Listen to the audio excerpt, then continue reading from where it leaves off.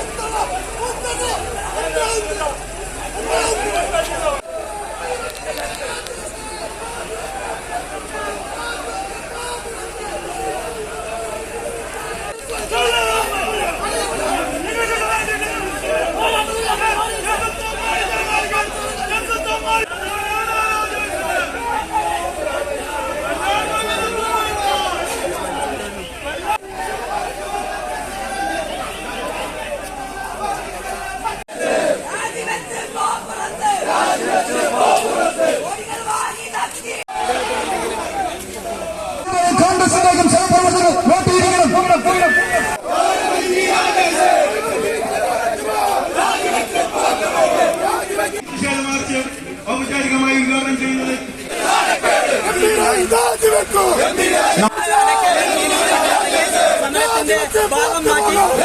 മന്ത്രിയുടെ ഓഫീസിലാണോ ക്ലിക്ക് ഹൗസിലാണോ ഈ നോട്ടുകളെല്ലാം എണ്ണി തിട്ടപ്പെടുത്തുന്ന സംശയമാണ് കേരള സമൂഹത്തിനുള്ളത്.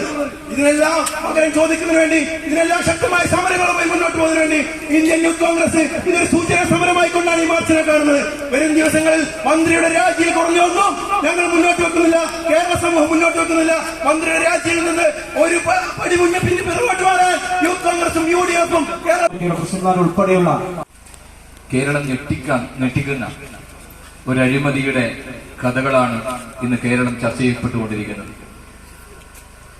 കേരളത്തെ മദ്യത്തിൽ മുക്കിക്കൊല്ലാൻ, കേരളത്തിലെ ചെറുപ്പത്തെ മദ്യത്തിൽ മുക്കിക്കൊല്ലുന്നതിന് വേണ്ടിയുള്ള നിലപാടെടുത്തുകൊണ്ട് ബാർ മുതലാളിമാരിൽ നിന്ന് അവർക്ക് ഔദാര്യം ചെയ്തു കൊടുത്ത് അതിന്റെ പങ്ക് പറ്റിക്കൊണ്ട് മുമ്പോട്ട് പോകുന്ന ഒരു നാണംകെട്ട സർക്കാരായി കേരളത്തിലെ പിണറായി വിജയന്റെ സർക്കാർ മാറിയിരിക്കുന്നു.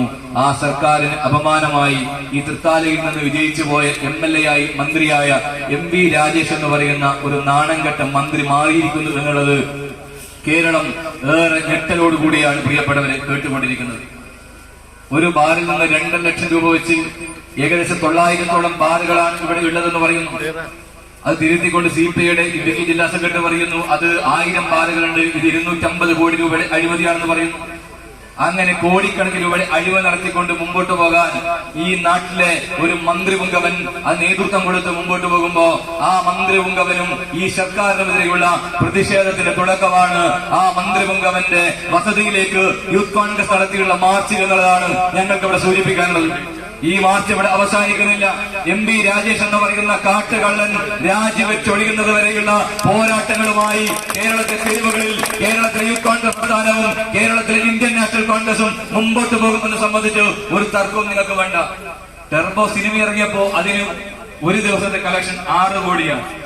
പക്ഷെ രാജപ്പൻ ദി ഗ്രേറ്റ് എന്ന് പറയുന്ന MV രാജേഷ് 25 കോടി രൂപയുമായിട്ടാണ് ഈ നാട് വിട്ട് വിദേശത്ത് ഭാര്യയെയും മക്കളെയും കൂട്ടി ഉലകം ചുറ്റാൻ പോകുന്നത് എന്ന് പറയുമ്പോ ഈ രാജേഷ് ഈ അഴിമതി പണം ഉപയോഗിച്ചുകൊണ്ട് ഊര് ചുറ്റാനല്ല തന്നെ പോലെയുള്ള ഈ ആളുകളെ ഈ നാട്ടിലെ ജനങ്ങൾ മന്ത്രിയാക്കിയിട്ടുള്ളത് എന്ന് പറയാൻ ഞങ്ങൾ ആഗ്രഹിക്കാം.